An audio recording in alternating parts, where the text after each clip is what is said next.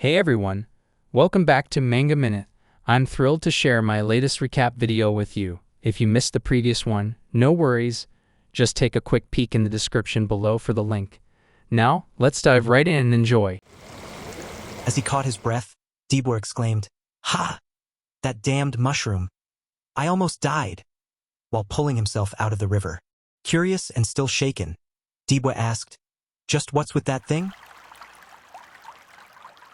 With a calm demeanor, El-paume responded, "Didn't you hear? It's the boss monster of this place. Looks like we need to prepare better if we're going to kill it." With disbelief written all over his face, Dibor exclaimed, "Boss? You're talking as if we're really going to kill that thing." El-paume, maintaining his demeanor, replied, "You heard correctly." Became more shocked than before, Dibor exclaimed, "Are you kidding me?" El-paume's determination was unwavering. "What's the problem? Didn't we come to hunt the boss in the first place?" Dibor, however, was less resolute. "That's when we didn't know the boss was the mad poisonous mushroom. Don't you know that there's a thing called retreating?" El-paume countered. "You won't be able to re-enter a gate that you've escaped from." Dibor reluctantly acknowledged, "I know." Despite El-paume's confidence, Dibor couldn't shake his doubts. He thought to himself, "Shouldn't we escape from here since we're done with our role as baits? How are we going to kill the boss when fire arrow doesn't even work on it?" He remembered El-paume's warning. Didn't he say he'd die if he tried to fight that thing? El-paume's expression remained composed as he assured, "The situation has changed. Since the competition is all gone, it's like a free meal. We're even getting a bonus on top of that. Isn't that great?" Glancing at Dibor, he continued, "What's wrong though? Are you going to go against your contract?" Dibor's retort came swiftly, "I wasn't really thinking about that." "Still, you have to give me a bonus for this. At least tell me this, boss. How are we going to kill that thing when melee and ranged attacks don't work? I have no plans on throwing my life away for the impossible. To kill that thing? Is there even a way?" El-paume's response was steady. "Of course." Outside the gate, amidst the confines of the trees, Abyss, stationed there, voiced his surprise. They're already coming out? It's a 40-man gate. Isn't it still too quick?" Turning to one of the adventurers, Abyss inquired, "Jubra, how did the gate go? Seems like a few are missing." Jubra, recounting the harrowing ordeal, replied, "Dolan's party was wiped out, and El-paume is still inside. We failed to clear it. We were only able to escape due to El-paume and the other guy acting as bait for us. The boss of this gate is impossible to take out with just us alone." Hearing that, Abyss became furious, exclaimed, "So you did nothing and ran with your tails tucked between your legs?"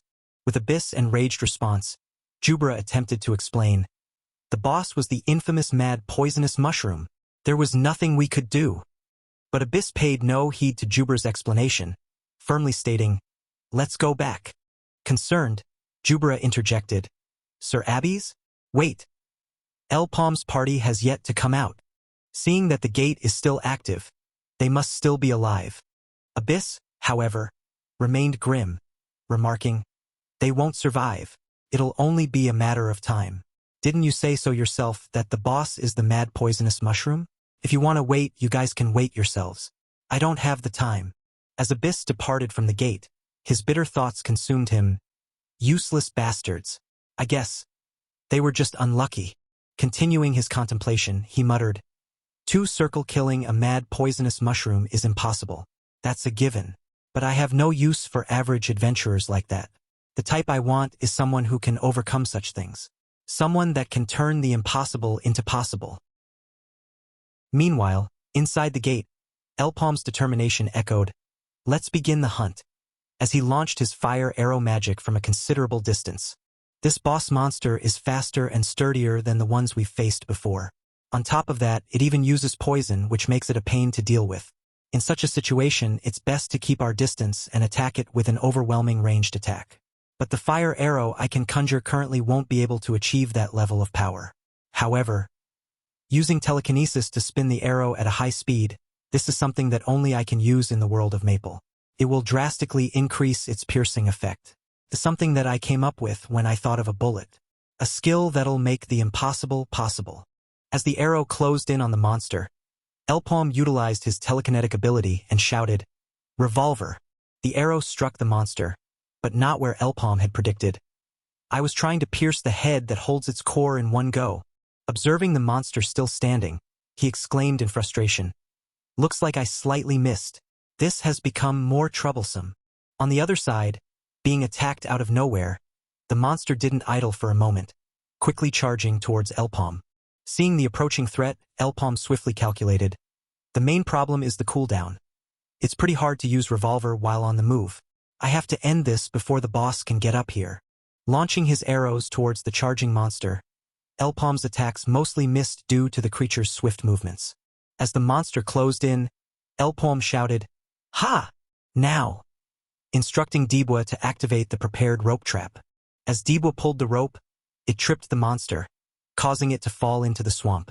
But the monster quickly regained its footing. However, the purpose of tripping it into the swamp was to clog its body hole for emitting the poisonous smoke. Seizing the opportunity, Dibwa shouted, "Hey, you filthy mushroom!"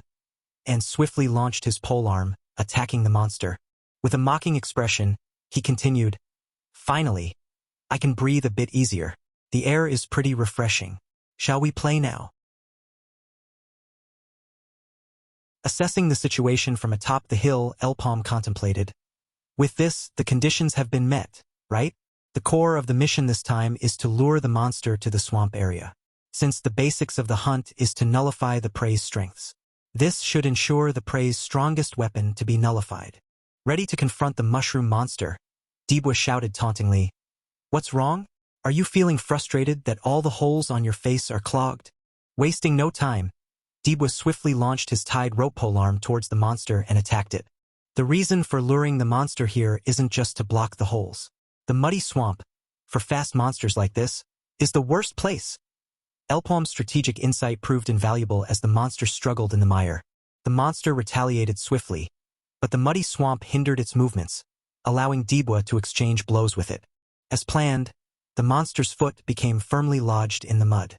Seizing the opportunity, El-paume wasted no time and launched another fire arrow. His magic struck the monster spot on. Observing the hit, Dibwa exclaimed, "Is it dead?"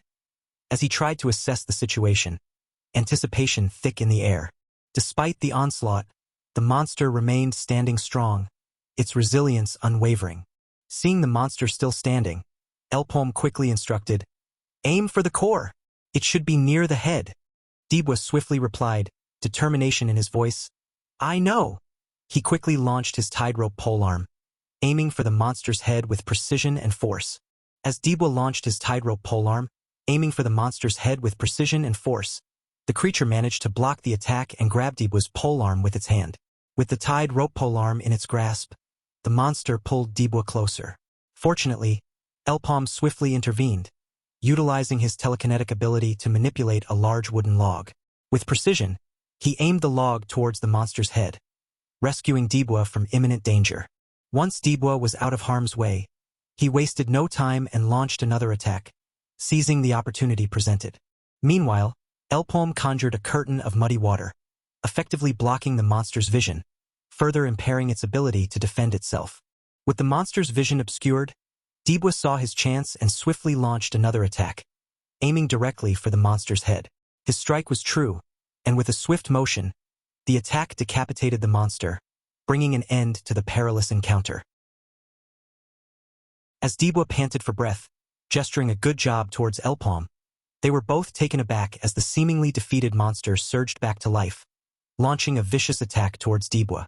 Reacting swiftly, El-paume couldn't contain his surprise and launched his magic arrow towards the relentless creature. However, the monster deftly evaded the attack and began climbing the hill where El-paume stood. With the monster rapidly approaching, El-paume pondered in disbelief. "How can this be? I'm sure I blew its head off." As the monster drew nearer, he continued, "I must be missing something.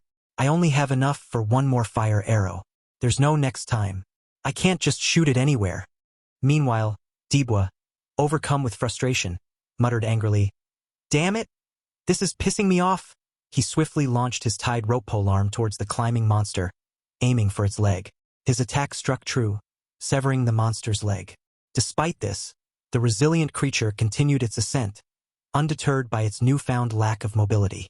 Seeing the monster drawing dangerously close, Dibwa shouted urgently, "Boss! It's dangerous!" Observing the monster closely, El-paume's sharp gaze narrowed as he realized, "Is that your real head?" With a swift motion, he readied a flare gun, determination gleaming in his eyes. "Thanks for letting me know." Without hesitation, El-paume launched a fire arrow towards the monster.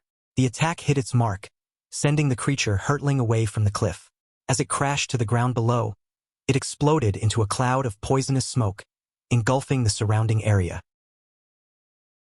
Witnessing the unexpected turn of events, Dibwa exclaimed in frustration, "It's being a pain till the end." Reacting swiftly, El-paume pulled Dibwa up the cliff to safety. Once atop the cliff, Dibwa breathed a sigh of relief, his expression filled with both exhaustion and disbelief. "Phew! Thought I was going to die? Is it really over now?" Assuring Dibwa, El-paume responded, "Yeah, you did well, Dibwa. We'll grab the mana stone when the poison clears." However, just as they thought the ordeal was finally over, the supposedly defeated monster surged back with renewed persistence, launching another attack. Despite the dire situation, Dibwa couldn't help but wear a joyous expression as he witnessed the unfolding events. Amidst the tension at the Gaffer Merchant Union office, Rakan couldn't help but remark, "So you just came back just like that? That temper of yours is the same as before." Upon hearing Abyss' report, Abyss, feeling the weight of the situation, could only offer a brief apology. "My apologies. For this matter, we should let the Cygnus Knights." Before he was interrupted by a knock at his door. Growing frustrated, Abyss exclaimed, "I thought I said that we aren't to be disturbed. Go back." Despite the command, the person at the door insisted, "I'm coming in." Enraged by the persistence, Abyss bellowed, "What? Which bastard is?" However, his anger quickly turned to surprise as El-paume entered the room. Upon seeing El-paume, Rakan's expression lit up with excitement as he exclaimed, "Interesting." Seated comfortably, Rakan couldn't resist a quip as he addressed Abyss. "Hey Abby's? What's going on here? Did someone rise from their grave or something?" "Huh." Turning his attention to El-paume, Rakan continued in a welcoming tone, "It's nice to meet you. My name is Rakan. You're El-paume, right? Your survival skills are as the rumors say. You're the type we need right now in Gaffer." El-paume bowed respectfully and replied, "Thank you for the praise." With genuine curiosity, Rakan pressed on, "I'll just ask you one question. That ability, can you show it off again in the 100-man gate?" El-paume's response was straightforward, "That'll be tough." But Abyss, displeased with El-paume's demeanor, interjected sternly, "Is that the way you talk to Sir Rakan? Do you think I made you an adventurer so that you can pick and choose your missions? Don't forget that you still have a debt."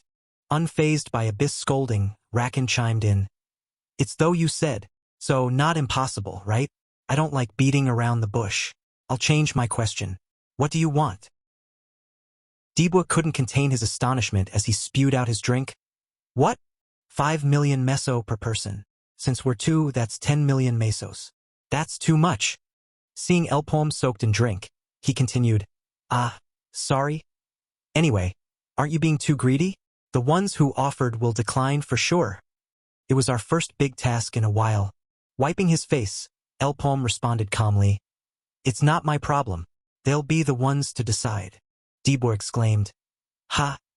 Acting all nonchalant after making such a mess. "If this falls through, Abby's will put us in the black book." But Dibwa couldn't finish his sentence as someone interjected, "You look relaxed, unlike us who feel like dying." It was Iburu, one of the survivors from the 100-man gate. Enraged by Iburu's interjection, Dibwa exclaimed furiously, "What did you say? Is that how they thank people for saving them these days? I didn't like you in the first place. Follow me. Let's put aside our ranks and fight." But before Dibwa could finish his words, Iburu bowed deeply and expressed his remorse. "I'm sorry. I'm ashamed of myself as an adventurer. I judged you guys biasly based on your skills. While questioning, I want to apologize to you guys truly." As he handed over a pouch containing money, Iburu continued, "This is the promised amount for 30 people. It's a total of 1.5 million mesos. Everyone also pitched in a bit more as a thank you." Seeing this gesture, El-paume quickly interjected. We don't need it. What we agreed upon was 1.5 million mesos. I just did the work I was paid to do. I'm telling you not to be mistaken. You can put away your gratitude. With a frustrated expression, Dibwa complained. I got excited for nothing. I guess I'll be doing the counting for this. Ignoring Dibwa's complaint, El-paume addressed Iburu. The pirate over there. Did you say your name was Iburu? Can you do the work you're paid to do? Meanwhile, back in the office where Abyss and Rakan were, Abyss exclaimed, You can't! 10 million mesos? What about you? That amount is something you'd pay to third or fourth circle adventurers. While he might be the best one out of the candidates, you'll be setting a bad precedent if you accept his terms. It's possible that he was just testing the waters. It'll be best to call him back to rediscuss the pay. With a calm expression, Rakan responded, Do you really think that? Well, it wouldn't be weird if he were to ask twice that amount. As he handed Abyss a paper, he continued, Read it. We will be only sending El-paume's party to represent the Gaffer Merchant Union this time. Abyss' eyes widened in disbelief. What is this? He exclaimed as he read the paper, unable to hide his astonishment. This? What can just two people? Is this for real? Amused by Abyss' reaction, Rakan chuckled. I'd be troubled if it wasn't real. It's information I got by paying a large sum. With a stern expression, he continued, Don't be mistaken, Abbeys. The war's already on. Outside the 100-man gate, adventurers had gathered and set up camp. Arriving at the gate, Dibwa exclaimed in surprise, I didn't think they'd really accept those terms. With a calm demeanor, El-paume responded, Don't get too excited. Focus. Dibwa assured him, Don't worry. I too am an experienced adventurer now. As he observed their surroundings, he remarked, The atmosphere here is. Their attention was quickly diverted as a man approached them, greeting them warmly. Oh man, looks like we've got another new face. Are you guys the ones from the Gaffer Merchant Union? It's nice to meet you. It was shounen, an E-class adventurer from the Genis Merchant Union. El-paume promptly responded, C-class adventurer, El-paume. Upon hearing El-paume's rank, Shunen's surprise was evident. What? A C-class? I thought only 1 and 2 circle could enter the gate due to the restrictions? But how could a C-class? He couldn't finish his sentence as someone interjected, Hey, can you give us some space? I have business with that person. It was Kiri, the leader of the Cygnus Knights, who interrupted. Observing Kiri calmly, El-paume recalled his conversation with Abyss. Just do as you're told. Why ask so many questions? Our Gaffer Merchant Union will be working with the Cygnus Knight Order for this gate. They follow the teachings of the Empress Cygnus. The Cygnus Knight Order's strongest group, the one called the Symbol of Power, has shown interest in this gate. The quota for the gate was already taken up by other Merchant Union adventurers, so we decided to work with them. Even if it's just their trainee knights, the probability of success will be higher. Although they may have ulterior motives for coming for this gate. The offer they made to us wasn't bad, so we'll be working together. But I don't think it'll be that easy. Something about them feels off. The girl introduced herself briskly. I'm Kiri, who's leading the trainees of the Cygnus Knight Order. I hope you don't think we're of the same status just because we exchanged a few words. I don't want any extra trouble, so just listen to my orders and follow quietly. Furious at Kiri's attitude, Dibwa exclaimed, Ha! What's with her attitude? Ignoring Dibwa's outburst, Kiri continued, Are the two of you the only ones sent from the Gaffer Merchant Union? With a calm expression, El-paume replied, Looks to be that way. Sighing in response, Kiri remarked, Ha! Did Gaffer give up completely? As the other parties arrived one after another, it began with the Dig Merchant Union with their Crocus party. Following them was the Merdya Merchant Union with Kubal's party. Lastly, the Goldrich Merchant Union arrived with the 3 Natasha sisters. Observing the arrival of these figures, Dibwa pondered, the elites of the respective merchant unions. The air suddenly changed. As all the parties gathered, a voice rang out, Everyone's here. Greetings. We're the ones chosen to be the guard for this raid. It was Lonko who spoke, and he continued with authority. We're here to provide support while you get out of the gate. While I'm sure you guys must have heard from your respective merchant unions, I'll explain once more as a reminder. The legendary item that comes out from this gate will not belong to you even if you were the one to obtain it. The right to the items will belong to your respective merchant unions. You guys will be paid to the terms you agreed on. By chance, well, you can be happy knowing that you can at least keep the mana stones. As he pointed to his own party members, Lonko continued sternly, if you're caught trying to pocket an item, you'll have to face off against our party of B-class adventurers. Observing marks on Lonko's wrist, Dibwa couldn't help but ponder, 5 circles? Could they all be? Lonko concluded the announcements decisively. That concludes the announcements. Everyone can now enter. Standing before the colossal gate, Kiri's voice rang out with determination. We will be the ones to succeed. Follow us. I will be leading. Hearing this, Dibwa couldn't hide his frustration, exclaiming, Ugh! What's with her? Do we really have to work with someone like her? Ignoring Dibwa's complaint, El-paume pondered inwardly. Finally, all my prior efforts were for this gate. It's a gate I didn't get to experience even in my previous life, but I must succeed, since everything starts here. With resolute determination, El-paume started walking towards the gate, proclaiming, Let's go. Dibwa, still wearing a furious expression, muttered, Humph, I won't help them even if they come crying later. As everyone entered the gate, a voice called out, Everyone, follow me. Observing the surroundings, Dibwa couldn't help but wonder aloud, Wow, why is the grass so tall? With an annoyed expression, Kiri snapped back, Don't lag behind and keep up. Do you think we're here for sightseeing? Hearing Kiri's remark, Dibwa couldn't contain his frustration. Boss, are we really going to take this treatment? Those bastards! He muttered to El-paume, who was walking behind him. Turning to El-paume, Dibwa noticed him putting his ear to the ground as if checking something. What are you doing? He asked, puzzled by El-paume's actions. Meanwhile, a voice exclaimed, I think I heard something. As the speaker turned their head, they were shocked to see a horde of monsters running towards the adventurers' party. With a sense of urgency, they quickly shouted, Ribbon pigs! Reacting swiftly to the incoming threat, Kiri shouted, What are you guys doing? Everyone spread out. There's got to be at least over 1,000 of them. There are still parties that have yet to come in here. As everyone scattered to avoid the oncoming monsters, Kiri added, Wasn't it an unstated rule to not draw danger to the gate's entrance? Dodging the monsters as she ran, Kiri issued another command. Good. We'll bait them like this to a place with more obstacles and hunt them there. But at that very moment, one of her subordinates interjected, Lady Kiri, there's a problem. Gaffer Merchant Union's people seem to be missing. Avoiding the threat of the horde of monsters, Dibwa exclaimed with relief. Phew! That was refreshing. I think we can relax now.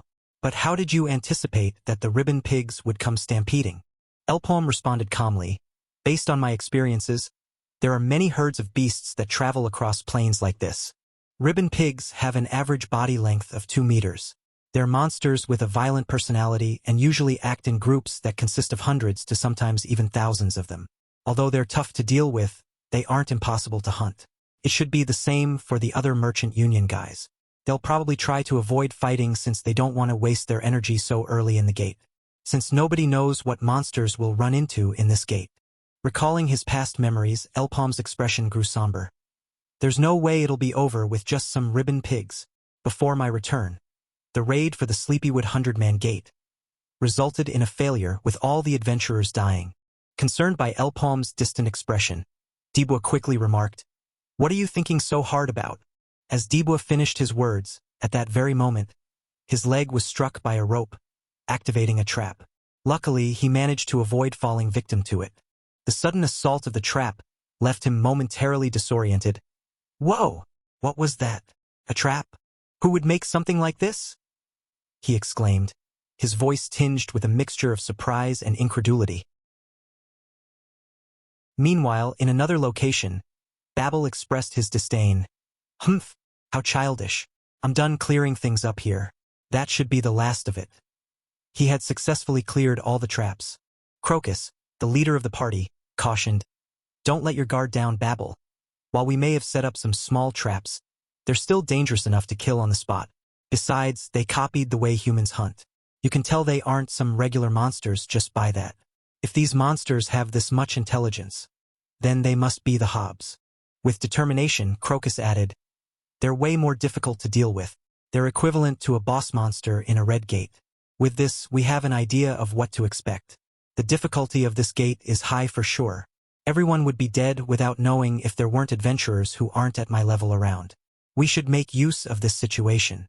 As he prepared to depart, he ordered his party, follow me, make sure we don't leave anything be. But before he could finish his sentence, he was startled by the sight of a headless Babel. In a swift turn of events, the rest of his party members also lost their heads. Realizing they were under attack, Crocus exclaimed in shock, what? Just who? Meanwhile, in another area within the gate, someone murmured to himself, using the ribbon pigs to distract the people entering the gate. I don't know whose idea it was, but it worked out well for us. It's such a good opportunity that I should start working. Standing up from his seat, he added with a sigh, how bothersome. But I guess it can't be helped since we're tight on time. Shall we get started?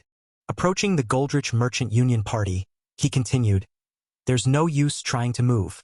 It's that type of magic. At least for the next 30 minutes. Narsha, one of the immobilized party members, managed to muster, why are you doing something like this? The man chuckled, impressed. Wow, you're amazing. To think you'd be able to talk under my magic. Since it looks like you'll be dangerous, I'll just get rid of you now. With swift precision, he launched an attack and swiftly killed Narsha. Observing his fallen victim, he continued pensively, but that's a hard question to answer indeed. Why am I doing something like this? Would it be easy to understand if I put it like this? That everything is for Sir Black Magician. With another swift attack, he eliminated the rest of Narsha's party. As he traversed the gate, the weight of his superior's orders weighed heavily on his mind. We've waited quietly for a long time just for this moment. Hiding from them, growing during that time, and spreading our power. It's finally time to reap the fruits of our efforts. Take it. It's a present that was given to me by that person. I won't accept failures, echoed in his thoughts. With each step, the man felt the gravity of the task ahead. It's not like I can half-ass it after that. It can't be helped. Should I get a bit serious? He murmured to himself, steeling his resolve as he prepared to execute his mission with utmost determination.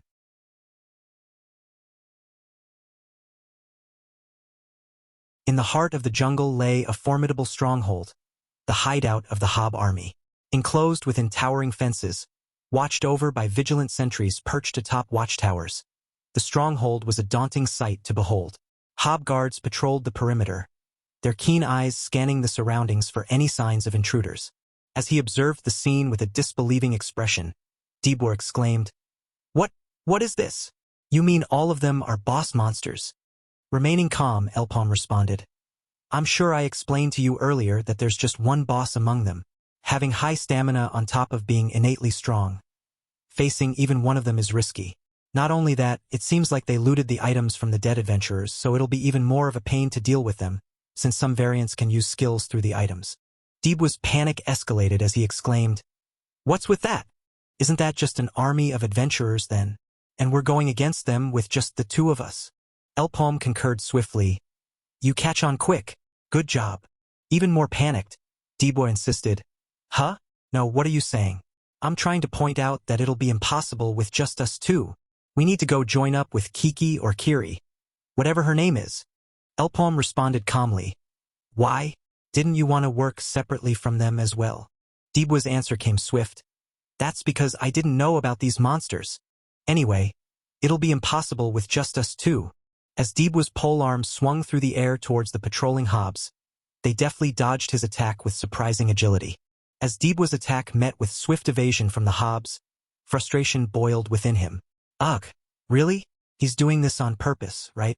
I wasn't saying that I wanted to do this alone. Amidst the chaos of battle, Dibwa unleashed a relentless series of attacks, aiming to strike down the Hob that had dared to counterattack. With a furious cry, he swung his polearm with all his might, striking the Hob and sending it crashing to the ground. Seeing the Hob lying prone before him, Dibwa thought victory was within his grasp. It's over, he exclaimed triumphantly as he prepared to deliver the finishing blow. But to his astonishment, The hob still possessed enough strength to evade his attack and retaliate with a fierce counterattack. The hob's blow struck true, sending Dibwa flying through the air until he collided with a nearby tree. Despite the pain, Dibwa refused to yield, rising to his feet to face his adversary once more. With renewed determination, he engaged the hob in a fierce exchange of blows, refusing to back down until victory was firmly in his grasp. As Dibwa and El-paume departed and left the dead hobs behind, he complained, "I thought you would interfere to help me." El-paume, maintaining his calm demeanor, replied, "It seemed like you had the situation under control. Thanks to that, you now know they're not impossible to handle." Dibwa, clearly frustrated, retorted, "No my ass. I'm starting to doubt this mission even more. If there's an army of those things." As they approached the area littered with bodies, Dibwa couldn't contain his shock. "What is all this? Aren't all of them from the Cygnus Knights? What in the world happened here?" Spotting a survivor amidst the carnage, he quickly pointed it out to El-paume. "Boss, over there." El-paume hurried over to the wounded survivor and asked, "What happened here? Did you guys get attacked by a hob?" Struggling to breathe, the man managed to respond, "Hob? It wasn't anything like that. It was a trolling. Trolling. Some people enter these unknown gates that others cannot. Their sole purpose is to collect information and attack the other adventurers. Since the gate would disappear after their escape, all the evidence of their wrongdoings would disappear along with it. However, this time it's pretty much a fight without a winner, since they would have to clear this difficult gate while minimal manpower, having wasted energy, and even if they were clear it, and to somehow bring out a unique item, they wouldn't be able to escape the suspicions of those who are outside." Seated inside his office, Abyss pondered to himself, "This doesn't make sense. Are they after all the elites of the merchant unions? That doesn't make sense. Even if that is their goal, if word was to get out somehow, they would have to fight a war with all the other merchant unions." Taking a puff of his cigarette, he continued, "A dangerous gamble like that isn't something a merchant union would partake in. Does that mean there's some bigger meaning in this?" As the man contemplated, Dibwa suddenly exclaimed, "Could it be? Boss, I don't think I see that girl." Meanwhile, the man, with a regretful expression, remarked, "Damn it, it's all my fault. To think that we had a traitor amongst us." El-paume, maintaining his calm demeanor, questioned, "I don't understand. Why is she, who is part of the Cygnus Knights, trolling?" The survivor responded, "I don't get it either. It's still hard for me to process. Just why would Lady Kiri? However, if I think back on things, the order she made at the gate, part of her plan, entrance seemed to be a before finishing things up here. She said it herself. That she is a follower of the Black Magician." Dibwa couldn't hide his astonishment. Black Magician? Black Magician. 800 years ago, he who was a transcendent threatened the Maple world with his many followers. To stop him, the 6 heroes took charge, and the fight was fully turned around against the Black Magician and his forces when he and the 6 heroes were sealed. With the follower army in chaos, the allied forces started to push back, clearing out all the followers of the Black Magician. Any citizen of the Maple world would know it as such. Hearing the man's remark, El-paume quickly responded, "I guess this isn't the time to worry about the monsters. We need to find her. Are you coming with us? You should prepare yourself to fight when we meet her." With resolve on his face, the man replied, "That's just what I want." Meanwhile, in another part of the gate, William greeted Lady Kiri. "Oh, welcome. I was waiting for you, Lady Kiri." He acknowledged her role in dealing with the ribbon pigs and continued, "Haha, looks like you're the one who dealt with the ribbon pigs. We were able to proceed with our plans easily thanks to everyone being split up, right? Did you receive the present that we sent? Now we can slowly wrap this up." Confronting William and his party members, Kiri pointed her sword towards them and demanded, "Who are you guys?" Supporting the man as they walked, Dibwa reassured him, "We can slow down if you're hurting too much. The boss went ahead anyway." Grateful for the support, the man replied, "Thank you, but I'm fine." Dibwa nodded, saying, "Don't worry, our boss is amazing at searching for things. I'm sure we'll be able to meet her soon." The man smiled weakly and responded, "I see. That's good." In the midst of the intense battle, Kiri faced off against members of William's party. Observing the clash, William couldn't help but remark, "Amazing? Or is this what's expected of a training captain of the Cygnus Knights? But I wonder how long she'll be able to keep this up." As Kiri prepared to unleash her sword technique, her opponent grew impatient and launched an attack.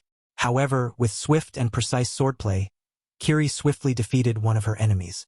Panting heavily, Kiri demanded, "State your purpose if you don't want to end up dead here." Annoyed by her resilience, William barked orders to his subordinates. "Noisy, what are you guys doing? Hurry up and kill her." The rest of William's subordinates moved to overwhelm the exhausted Kiri, but just before they could reach her, a familiar figure emerged. It was Dibwa, swiftly coming to Kiri's rescue and eliminating William's subordinates with remarkable speed and skill. In the midst of their conversation, Dibwa reassured the man, "Don't worry, our boss is amazing at searching for things. I'm sure we'll be able to meet her soon." The man responded with a sinister grin as he readied his blade and struck at the defenseless Dibwa, taunting, "Give my regards to Kiri when you meet her." But just before the man could harm Dibwa, with swift intervention, El-paume's magic arrow severed the man's hand just before he could strike Dibwa, saving Dibwa from harm. Confused by the sudden turn of events, Dibwa asked, "Boss, what's going on?" El-paume's gaze remained fixed on the now injured man. "Just as I expected. What an awful act. Sorry to tell you, but I don't have the habit of trusting people." Upon seeing Dibwa's sudden appearance, William remarked, "How strange. To think an uninvited guest would pop up." One of his subordinates interjected, "Sir William, he's from the Gaffer Merchant Union. The fact that he's still alive means." With an annoyed expression, William cut him off. "I know, Pitten. Looks like that scaredy cat who can't even take his own life has failed. Ah, so annoying. I gave him a chance to make up for losing Lady Kiri. Did I make a mistake?" Assessing the situation, he added, "Since the two of you look strong, we'll have to have our elites take action." Readying themselves to confront William's subordinates, Kiri issued a warning, "Be careful, those guys." Dibwa's response was swift. "I know." With a mocking expression, he added, "They're perverts, right?" Furious, William ordered, "Now, let's quickly wrap this up." Prepared to face their foes, Dibwa exclaimed confidently, "You should be able to take out at least one, right? I'll handle the rest of them." Kiri nodded in agreement. "Don't let your guard down." Dibwa swiftly swung his polearm, engaging his enemies in close combat. They exchanged blows, with Dibwa deftly avoiding their melee attacks. From a distance, one of his foes launched a magic arrow towards him, but Dibwa managed to evade it skillfully. As he glanced towards the direction of the arrow, Dibwa exclaimed, "That cheap bastard!" Seizing the opportunity while Dibwa was distracted, another enemy swiftly launched an attack, but fortunately, it wasn't severe and Dibwa managed to avoid serious injury. The assailant, disappointed by the failed attack, remarked, "It was too shallow." He readied himself for another strike, declaring, "Don't worry, I'll put you out of your misery soon." Meanwhile, Kiri shouted in concern, "Brown head, what are you doing?" worried about Dibwa's condition. On the other hand, with a mocking expression, Dibwa confidently remarked, "What do you think I'm doing? I'm just toying with him." As he became more serious, his movements became quicker and more precise, swiftly defeating his enemies one after another. Witnessing Dibwa's prowess, one of his enemies couldn't help but exclaim, "Damn it, how is he so strong?" Meanwhile, Kiri managed to push back her opponent, disdain evident in her voice as she remarked, "How disappointing. You guys call this elite?" As his subordinates fell, William's fury boiled over. He declared, "It seems I can't stay back anymore," as he readied a powerful magic arrow. With determination, he added, "This is as far as you go. We've wasted too much time on you guys already." Dibwa's eyes widened in realization as he recognized the incoming attack. "Fire arrow?" he exclaimed. As the arrow approached with startling speed, he continued, "What? It's way faster than the boss." As William observed the exploding arrow, he exclaimed, "Did you let your guard down because it's a fire arrow? My fire arrow is on another level." "Well, it's not like you could have dodged it had you known." Thinking he had already won, he added, "It's over. We should start clearing the dungeon." But to William's surprise, another figure appeared and neutralized his attack. With a disbelieving expression, he remarked, "Who in the world are you?" As El-paume arrived on the scene with his characteristic calm, he simply exclaimed, "Here's another guest," pointing towards the reed field. Suddenly, the ribbon pig horde emerged from the field, swiftly overwhelming William and his subordinates, who stood in front of it, unable to fend off the onslaught.